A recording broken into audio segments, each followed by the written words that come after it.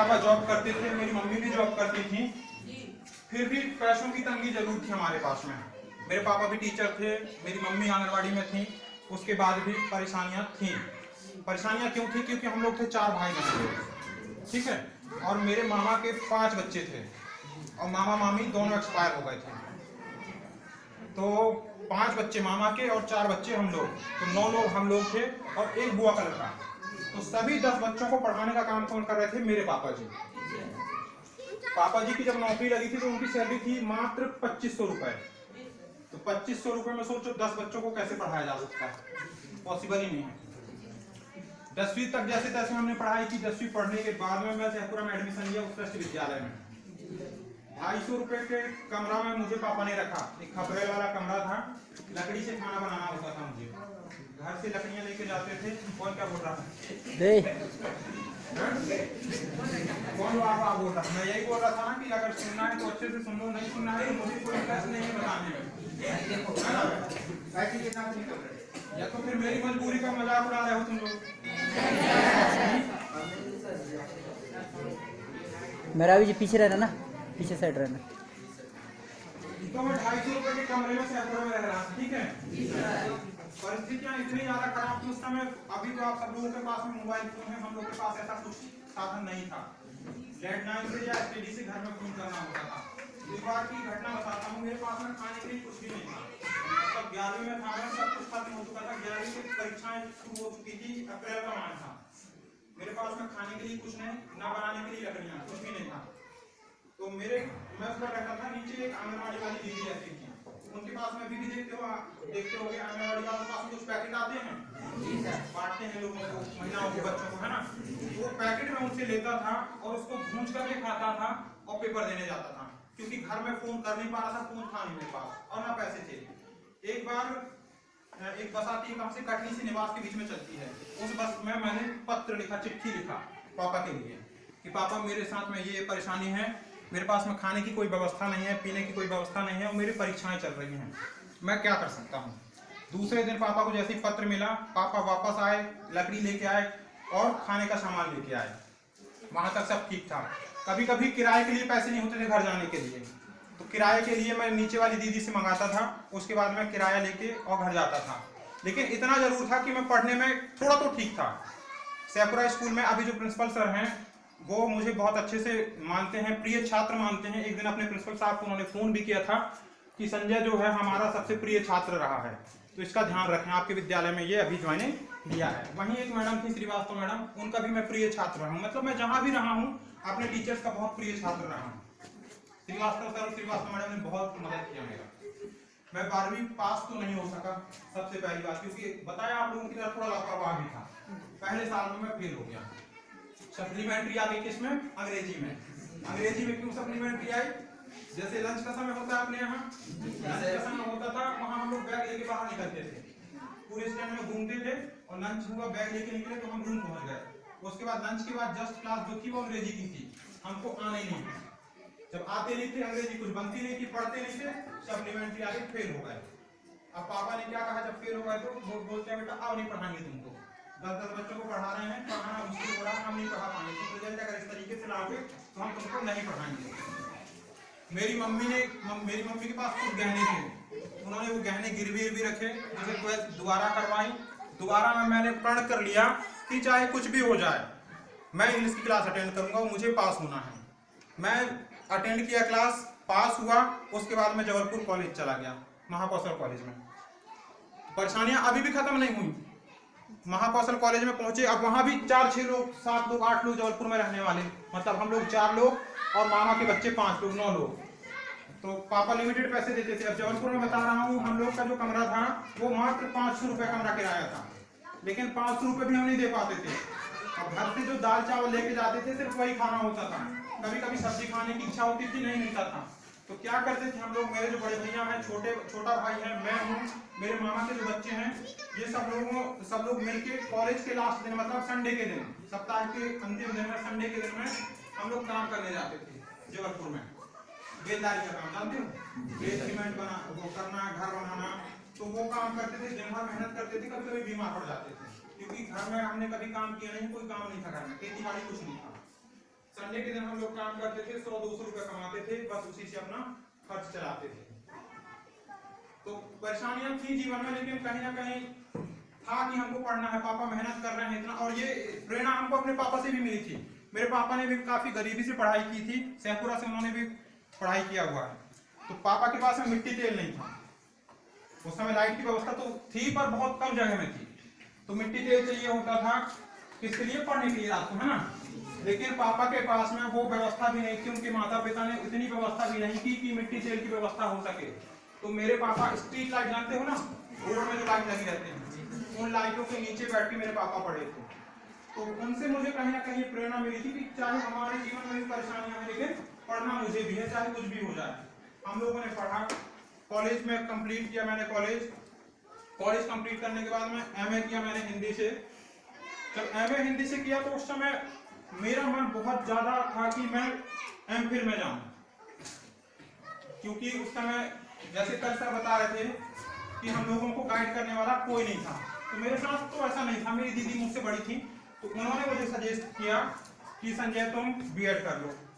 मैंने कहा नहीं दीदी मुझे एमफिल करना, जबकि मुझे पता था कि एमफिल में फिलहाल कोई स्कोप नहीं है, लेकिन दीदी को पता था कि अगर ये बीएड कर लेगा तो शिक्षक बन सकता है। मेरी दीदी के कहने पर मैंने बीएड किया, और जब बीएड किया तो क्या हुआ, 2016 में मैंने बीएड में एडमिशन लिया।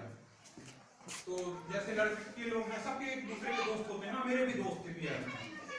तो हुआ ये कि 2016 में पुलिस की भर्ती आई, मैं परीक्षा में बैठा, सिलेक्ट भी हुआ, लेकिन जब फिजिकल का समय आया, कहाँ जाना था मुझे, सागर में मुझे दौड़ने जाना था, मैं नहीं गया। क्यों?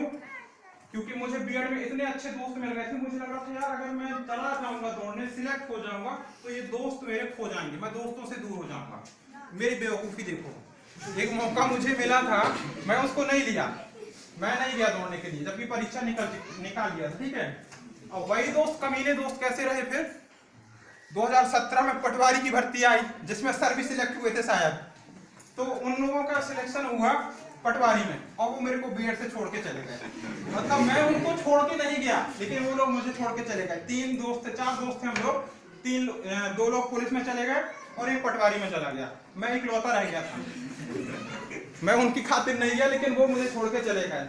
अब जब उन लोगों की नौकरी लग गई, उन लोगों का सिलेक्शन हो गया, तो मेरे अंदर एक गिल्ट सा फील होने लग गया। मेरे बहुत करीबी दोस्त थे पर मुझसे बात नहीं करता था, मुझे अच्छा नहीं लगता उनसे बात करना। ये होगा आप लोगों के साथ में नहीं, अगर आपके साथी जॉब करने लग जाएंगे, आप बेरोजगार रह जाएंगे अगर, तो आप अपने दोस्तों से ही बात नहीं कर पाएंगे, आपको अच्छा ही नहीं लगेगा। मुझे बिल्कुल अच्छा नहीं लगता था कि मैं अपने दोस्तों से बात करूं, नहीं करता था बात। वो लोग फोन करते थे, बोलते संजय जी बात क्यों नहीं करता, मैं बोलता था यार मुझे अच्छा नहीं लगता है, अब आप लोग साहब लोग बन गए हैं, मैं तो बेरोजगार घूम रहा हूँ, तो मैं आप लोगों से बात करने में थोड़ा हिचकता हूँ। फाइनली क्या हुआ, 2018 में जैसे ही बीएड खत्म हुआ, मेरा बीएड खत्म हुआ और वैकेंसी आ गई ये वाली जहां मैं अभी खड़ा हूँ, शिक्षक के लिए भर्ती आई। मैंने बहुत मेहनत की बेटा इसके लिए, बहुत ज्यादा, क्योंकि मेरे दोस्त सब सिलेक्ट हो चुके थे, सब अपनी अपनी जगह में पहुंच गए थे। तो मुझे ये लग रहा था कि मुझे भी किसी भी हाल में अब पहुंचना है, अपनी मंजिल में जाना है। तो मैं क्या करता था, सुबह कोचिंग जाता था 10 बजे, सिर्फ हिंदी पढ़ने के लिए। देखो मैं हिंदी से एमए किया हूं, लेकिन हिंदी भी मुझे कोचिंग करना पड़ा। बाकी सब्जेक्ट मैंने नहीं की कोचिंग, लेकिन हिंदी पढ़ने के लिए मैं कोचिंग जाता था। कोचिंग से आता था 12 बजे, उसके बाद मैं दिन भर कमरे में बंद करके रूम पढ़ता था, जबलपुर में पढ़ता रहता था। शाम हो जाती थी, शाम को मैंने टिफिन लगा लिया था, मैं खाना नहीं बनाता था, क्योंकि मुझे लगता था खाना बनाने में समय बर्बाद होगा मेरा। जब टिफिन आता था मैं मुंह हाथ धोता था, टिफिन जब खाने के लिए बैठता था तो मोबाइल में यूट्यूब खोलता था, उसमें भी पढ़ते जाता था और खाते जाता था। खा रहा हूँ और पढ़ रहा हूँ, खा रहा हूँ और पढ़ रहा हूँ। रात को मैं सोने की कोशिश करता था बेटा 12 बजे के लगभग, 1 बजे के लगभग, पर मुझे नींद नहीं आती थी, वो चैन खो गया था। कल ध्रुव सर बोल रहे थे ना कि सपने वो हैं जो आपको सोने ना दें, है ना, सपने वो हैं जो आप खुली आंखों से देखें, ऐसा कुछ बता रहे थे ना ध्रुव जी। तो कहानी कुछ यही थी बेटा मेरे साथ में कि मुझे भी नींद नहीं आती थी, मैं बहुत सोने की कोशिश करता था पर नींद नहीं आती थी मुझे। फिर मैं क्या करता था, रात भर पढ़ता था, ये सच है मजाक नहीं है, रात भर पढ़ता था। सुबह 5 बजे मैं दीदी को मैसेज करता था, मेरी दीदी कटनी में है, डॉक्टर हैं, तो मैंने उनको मैसेज छोड़ देता था शाम को, सुबह 5 बजे मैसेज करता था कि दीदी मुझे सुबह 9 बजे उठा देना, अब मैं सो रहा हूँ। तो रात भर पढ़ता था। 5 बजे सुबह जब उठता था, वो सॉरी 5 बजे सोता था, माफ कीजिए, 5 बजे जब सोता था दीदी मुझे सुबह 9 बजे फोन करके उठाती थी। 9 बजे जब मैं उठता था 1 घंटे में तैयार होता था और फिर कोचिंग जाता था। फिर दिन भर 2-3 घंटे कोचिंग में बिताता था, रूम में आके फिर पढ़ता था और पढ़ने के बाद फिर रात भर पढ़ता था। कहने का मतलब यही है कि बस पढ़ते ही जाओ, पढ़ते ही जाओ। जैसे सर बता रहे थे कल कि हमने बहुत मेहनत की, बहुत पढ़ाई की, तो कुछ ऐसे ही हमने भी किया है। तो बस यही थी मेरी कहानी।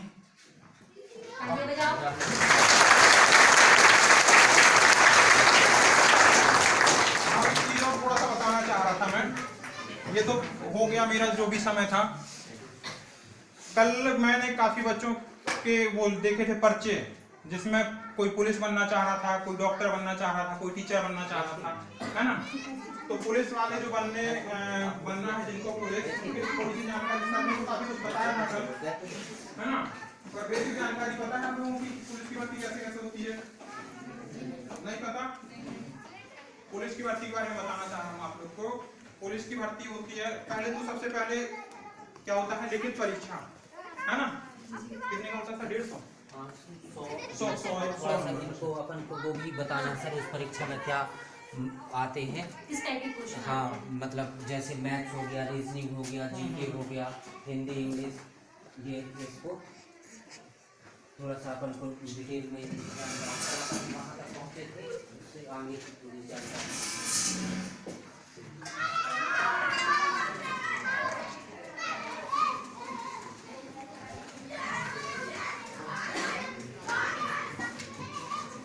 हाँ, तो सबसे पहले होता है बेटा लिखित परीक्षा, ठीक है।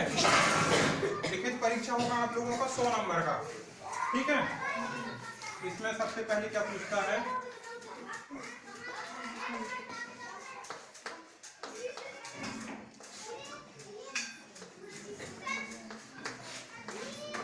सामान्य ज्ञान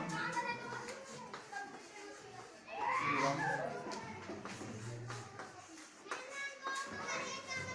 तार्किक ज्ञान, ये होता है 40 नंबर का।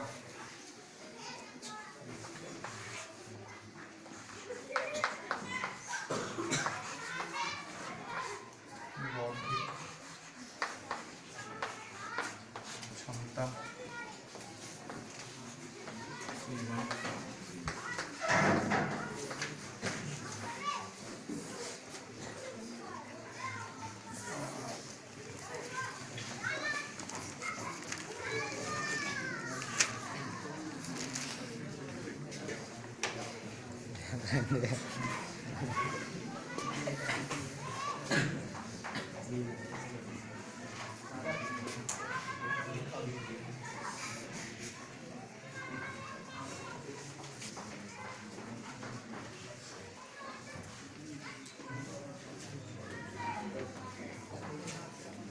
ये होता है बेटा आपका सिलेबस, एमपी पुलिस के लिए, ठीक है।